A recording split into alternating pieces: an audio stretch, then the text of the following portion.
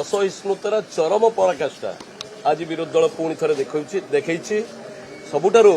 बड़ विडंबना है ओडिया अस्मिता कथा कौ माने कहते आपण मैंने काली देखि विरोधी दल नेतांकर वक्तव्य कौ ओडिया अस्मितार परिचायक थिला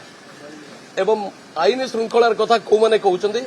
जो माने आईन श्रृंखलार कथा को 25 वर्ष धरी ध्वंस कर देथिले आज आईन श्रृंखला कथा को नहीं भारी व्यस्त हो पड़ुछंती।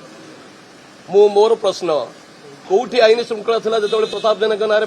मकदमा थिला कौटी आईन श्रृंखला थिला जेतबेले दिव्यशंकर मिश्र नारे अभियोग थिला कौटी सोईथिला आईन श्रृंखला जेतबेले अरुण साहू नारे अभियोग थिला आज व्यस्त हो पड़ुछंती। मात्र 40 दिन रो कथा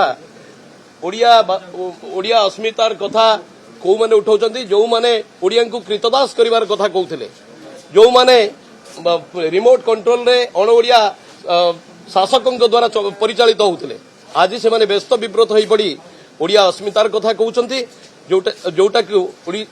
ओडिशावासी भल भाव अनुध्यान करुछंती। एते व्यस्त कौथि पई मात्र 40 दिन भितरे आज पूरा विब्रत होई पड़छंती। धैर्य धरंतु मोहन चरण माझी नेतृत्व में जो भारतीय जनता पार्टी सरकार निश्चित भाव में ओडिशावासी आशा आकांक्षा पूरण करिवो एवं प्रत्येक गरीब गुरुवा लोकंकर जो भरोसा अच्छी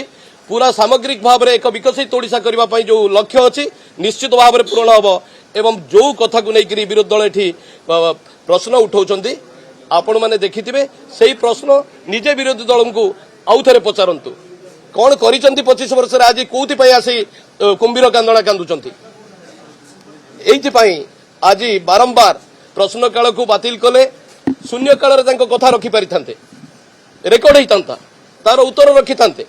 किंतु